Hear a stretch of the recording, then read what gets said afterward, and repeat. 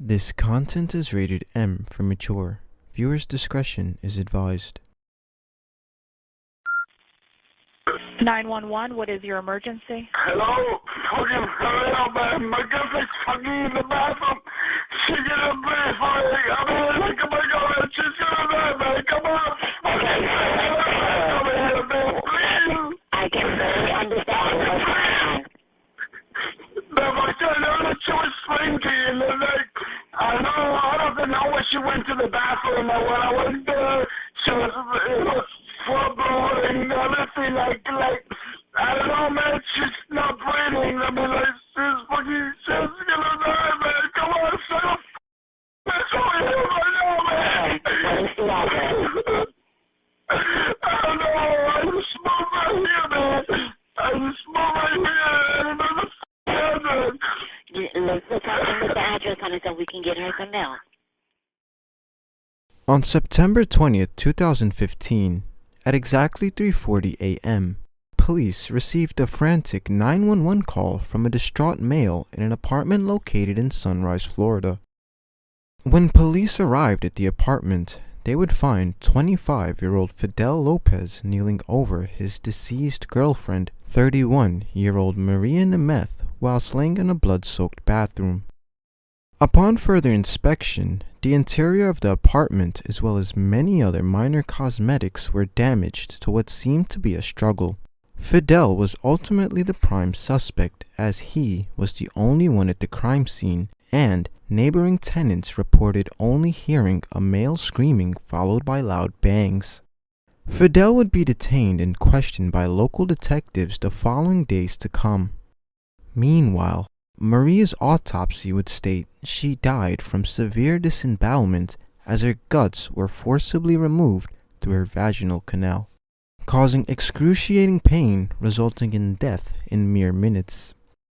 Blood samples around the area would later come back as an exact match related to Maria's epithelia tissues, which is located inside of her stomach. How her insides were found throughout the apartment was still a question to be answered. With this newfound evidence, Fidel would be questioned for the first time. All right, so tell me about the night from when you get back to the house. Tell me what happened. Okay, we get to the house. She was already like kind of tipsy from the margaritas and chilies. We start to drink. We put like two cardboard, boxes on the floor. We put the lime on top, and because we don't have furniture, so we're about to buy. Now when I get paid, we're about to buy furniture, TV, the TV, and things like that. Okay. And so we put the two boxes on the floor in the dinner room, and then we start to drink and talking and listen music, and we have a lot of shock of tequila. Then in my position, I can handle it. I can handle drinks. But sometimes you go a little crazy, and she was a lot crazy. She drank at the same at the same level I drink. So, but I can handle it because I got a big body, man, and she's small. She get drunk faster than me. Right. Way faster. It isn't completely abnormal for a suspect to correlate a reason pertaining to a victim's death, but continuously emphasizing that Maria was very drunk and acts crazy when she gets drunk would undoubtedly raise suspicion, as this clearly shows signs of guilt and self-preservation under a guise of partial justification. So she was asking me for stuff that she never asked me for that before. So, like what? The thing with the arm and shit like that, and I never done that shit with nobody, especially with her. So explain what kind of stuff was she asking? What do you mean with the arm? I mean, first she started talking like something like I was uncomfortable with it, like one day I want you to put a bottle on my foot, Sorry, I'm just talking right now with you guys. Yeah.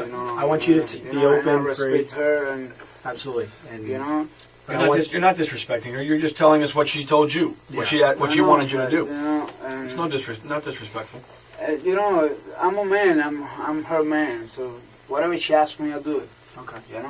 Whatever it is. I don't care what it is. Fidel has now introduced a sexual aspect into this case. He stated Maria asked him to perform numerous sexual acts on her with a bottle and his arms. Not entirely out of the ordinary, but in hindsight, Maria's autopsy showed her guts were forcibly removed through her vaginal canal. Quite a far-fetched correlation, but nothing is truly impossible. This leaves room to believe Maria could have been unconscious during the time of these sexual acts Fidel claimed to have performed. It's also worth mentioning, reports stated a male screaming and no sounds of a woman could be heard. So she was telling me that, and then I don't remember really if I did it with the bottle too, or if I no, because I was really. What kind of bottle are you talking about? It's a beer bottle. A beer bottle. Okay. All right. So what ended up happening? I know she was asking you to do these things. Yeah, she was asking me all those stuff, and I was starting feeling like uncomfortable, because she never asked for that, and I know she was tipsy. But when we were doing the stuff and all the things, she told me she wanted to throw up to get out of the bathroom. Mm-hmm. So I get out of the bathroom, and I was outside. So I believe I was smoking a cigarette. I don't remember if the door was already break or something. I really don't know. I know I break it because she is not strong enough to break it. What door are we talking about? The glass door. I just remember I see glass on the floor, man. I really don't remember when I break it or why I break it. To be honest with you, I really don't remember. Okay. The only thing I remember clearly is that I went to the bathroom and she was like not breathing. She was like this. And that's when I called 911. Fidel has now admitted to breaking the glass sliding doors in the apartment. He doesn't recall why he broke it, but we can safely assume that the damage dealt inside were caused by Fidel due to some type of altercation. This is actually quite important. This subtly implies an underlying cause such as domestic violence, which can be later used as a motive as to why Fidel went into a fit of rage. Now, when you called 911, was she still breathing? No, man, she wasn't. She wasn't breathing. She wasn't. I was trying to give her CPR, man. I remember I was kissing her and put some air in her stomach. Was like up and down, man. And then she wasn't breathing. I don't know when somebody is dead or not because I've never seen the body before. Okay. You said when you first went into the bathroom and you saw her, she was breathing. She was breathing. She was conscious. All right. She was and that's what I call 911. And but the last thing I do is just put some cold water on her face. I open the shower. Okay. I put some cold water on her face to see if she reacts. And I'll start, hey, baby, you okay? Baby, you okay? I start screaming like a motherfucker and nobody here. I don't know. The neighbors might be hear me scream. Okay. I was screaming for help. Right. Is that what you were screaming, is help? Yeah, I was screaming for help, man. Screaming anything else? No, man. I was just, baby, why you do this to me, baby? Wake up, baby. Help. Right. Because I don't know the address. The detective out of frame from the camera poses a great question. Reports stated that neighboring tenants heard a male yelling and didn't hear a female once. If Maria was conscious at all, due to the amount of pain she would have been in, she undoubtedly would have screamed. Were you screaming? You called 911 the first time? I called 911 the first time. Yep. Okay. Did you actually speak to somebody? I speak to somebody. Okay. I spoke to somebody, but she was asking me, where are you? The address. I was so nervous that I just took the phone. Maybe I was the one that threw the phone away and put it away. Then stop, baby, and scream at her because I was so nervous. I really don't have the patience to deal with the address that I don't know. I know my girl is dying right there, man. You know what it is? And when I was going to call for second time, that I find the phone. I went outside and I see the police and everything. Okay. You know, but that's what happened, man. In summary, Fidel states that upon arrival at their apartment, he and Maria would continue to have shots of tequila. Maria wanted Fidel to perform numerous sexual acts on her with a beer bottle and his arms, to which Fidel obliged. After initiating sexual intercourse, according to Fidel, Maria had to throw up, so she got up and went to the bathroom. Fidel then went outside to smoke a cigarette, but when he returned to check on her, he stated she was on the ground breathing sporadically, to where Fidel would then call the police. Detectives believe some events to be true, but knows Fidel is being deceptive about the entirety of his alibi. He claims to have a foggy memory due to the amount of liquor ingested, but seems to recollect too much details for an extremely intoxicated person. Okay, so let's go in a little more detail about from when you guys start drinking and become sexually active to when she ends up in the bathroom. Okay. We need to talk about that time. Okay. What kind of sexual acts did you perform tonight?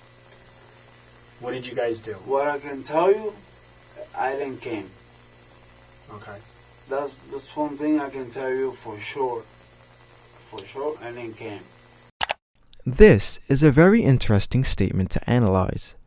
Fidel claims to have been extremely intoxicated, but recollects whether he ejaculated or not. A truly drunk and innocent person wouldn't need to remember such details if their loved one died that same night shortly after giving them CPR. And then, she was, I was drunk, she was drunk, she was telling me for me to do stuff that I never done before with nobody, especially with her. Okay. And, I know it might be a little embarrassing, or you might want to, don't worry, man, but listen, that's what you need to do. I want you to tell me what kind of things. Because You're saying she's asking you to do things, I want you to explain. She want me to put my arm on her, and stuff like that, and like a open-minded European says, I don't know. Okay, and what type of things did you do? I know she's asking you, what did you actually do? Everything she told me to do, I do it. Okay. Which is what? What did she ask you to do? I put my arm on her, I put my dick on her. I believe I got the bottle. It was a small bottle. It was like a beer bottle or something like that she want me to put there too. I just tried to make her happy, whatever. I understand. But she was constant. She was like she wasn't like knocked out or something like that. I would never do that to my girl. Here, we see Fidel reassert Maria being conscious during these sexual acts. This is also subtly important. If Maria was conscious during these sexual acts, it is believed that neighboring tenants would have heard a female scream. As her autopsy showed, the sexual acts performed on her would have been extremely painful. All right, tell me about the argument. Tell me about the argument when you got home tonight. When we got home tonight? Yeah, once you got home in the apartment, talk about that. Like, what were you guys arguing about? No, but I mean, we were just talking, and she was telling me that thing. One day I wanted to put bottle, and I was feeling a little low, man, because and maybe I think that I'm not maker like not satisfied. Exactly, which is not true because I'm not a maker satisfied, but I know she was wrong. Mm-hmm. Sometimes when somebody's drunk, says the truth. Yeah. So the argument was you were kind of upset she was talking about your manhood? You thought that maybe... No, not really. I wasn't upset at all. I mean, I just feel a little like down, but not upset because, I know she was drunk and tipsy or whatever, and I was the same. Yeah. And, me and her, before when we were drinking, I was, not get violence with her, but, I have to, my violence, I have to hit it with something else, the wall, the car, or something. Okay. I'm that kind of person. Not just with her, and not drunk, sober. Even when I'm sober, the same person. Detectives now focus on why Fidel and Maria were arguing. Fidel partially explains why most of the property in the apartment were destroyed and broken. It isn't particularly uncommon for a person with anger issues to attack another person, so detectives begin to draw their own conclusion and apply pressure. Was there any damage in that house prior to tonight? No, in the house there was no damage at all. The house was completely restored. Like everything was Clean and in order. No holes in the walls, no broken no doors. holes in the wall. If you see holes in the wall, then I did that. Okay. Then I did that. All right. What about doors? Rip doors off the wall, like Like closet doors. I don't know, man. So any damage that occurred Any damage inside into that the apartment house, tonight, I did it. you did it tonight. I did it. And why did you do it? You know, that's the problem. I don't know why, man. We were drinking, I don't know why. That's the problem. I'm trying to make up in my mind why did I do that. Mm-hmm. When I do that, it's because I'm pissed. You know? And But why- I don't know what makes me pissed. Well, Maybe she was talking about her ex-husband or something like that. Because that makes I know. sense. You know, I remember today that she was mentioning him about something. Like what? I don't. Fidel has now partially admits to why he had gotten so enraged and began destroying things in the apartment. He claims Maria started mentioning her ex-husband's name, which would undoubtedly seem problematic for any normal person in a relationship. Detectives decide to take a break and reconfront Fidel for one last time, laying all their cards on the table. We got a little bit of a problem. Yes. All right. I just got off the phone with our crime scene, and the medical examiner is there. Okay, the doctor, and there's the injury to her is severe injuries. Severe injuries. Body. Yes. Multiple injuries inside there. Tissue ripped out. What is that? Tissue inside. All the insides out on the floor. What else? That's the cause of the death? Yeah. We think. You know the amount of blood that's in there? Her insides were ripped out. What happened, man? What happened? We both were It's- drunk, man. I don't care. I don't care. That doesn't make a difference in this situation. Okay? There's serious injury to her. There's things that were done in there, and I think you have a little bit of a conscience, and you were worried. You were worried because you even cleaned the blood off yourself. Did she ever ask for help? No, her? No, she was a... Did she ever tell you to stop, or that she was in pain or Never. hurting? Never. She was talking, you know, like, keep going. That's it. But she never told me, stop. I don't know. I don't even know how fucking shit from her body come out of there. Think realistic. Yeah, If you're no, putting your no, whole I'm arm inside thinking, her, no, I'm thinking, where's your no. hand at that point? It's not in her vagina anymore, right? I understand. It's up inside her stomach. Well, why she didn't tell me to stop or something? We don't know. And the stuff, I don't know. and the part of her body from her insides that's on the floor, it's not. It wouldn't just fall out of her. It would have to be pulled out of her. I didn't pull anything, man. Like, Listen. You know, when you put your arm in someone and go up inside their intestines, that's damaging. That's damaging. It's not sexual. That's torture. You know why I think she was passed out when you had your fist inside of her? I'll explain to you why. Why? Because what came out of her insides, there's no way she could have been conscious and not been in horrible pain. Explain to me, it's from, of course, inside of her body. But why, when I pull my arm and You obviously pulled it out. No, I don't grab anything. I mean, just pull my hand. That's it. No, you put your arm up to here. Yeah. Okay, like he just said. Look how far that is. I know. Okay. I know, but I don't grab anything and put it back. If it comes something out of there, I really don't know. I mean, oh man.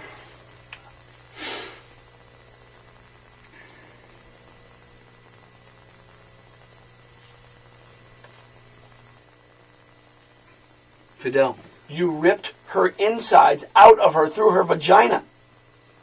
I didn't mean to do that, man. I understand that, but you did it. What pissed you off to the point where you did that? With more than 3 hours of psychological stress and direct confrontation, detectives seem to have figured out Fidel's weak spot along this gruesome journey.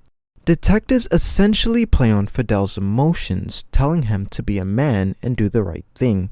This, plus the evidence at hand, would ultimately push Fidel to admit the truth or some degree of the truth. About believe me or something. Maybe she mentioned something about go to Peru.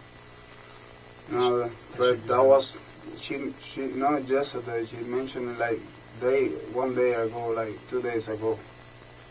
Okay. Going to Peru and live with her mother because she was, tired of whatever this country. I don't know why she was like that. You guys weren't getting along? Huh? You guys weren't getting along? Oh yes, we do. You want me to go with her, but it's I cannot leave my kids here in my job and go to somewhere else not to make any money. Yeah. I mean, that might be one of the reasons. But to be honest with you guys, I really don't remember. Did you talk about that last night? I don't know, man. We were so... I fucked up, man. I made a mistake. I had no intentions of killing her. I had no intentions of doing it, but this is what happened. It takes a man to do that. It takes more of a man to admit when he's wrong, and it takes a man to cry. Be that man. Be that person, because that's who you are. She was telling me she going to Peru. She need to go to Peru because she was missing her mother, and and I'm not gonna be able to use the car to go to work, and just start screaming at me and all that. I get pissed. I start punching the shit. I really don't remember when I punched the shit. You just tell me. I know I get pissed because of that.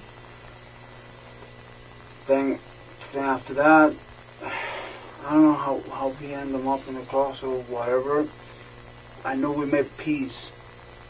But when we were doing making love, she told me something that really don't. It just she changed my name. She called me the other fucking name of the other guy, and then she said it twice. And she was wrong. She was confusing me with him. I didn't want to kill her. I know I killed her.